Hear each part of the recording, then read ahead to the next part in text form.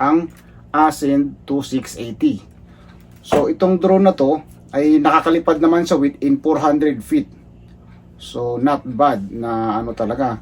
Tsaka may optimal flow na rin siya, mga optimization, which is nakakuha na rin siya ng magandang kuha sa ating camera. So,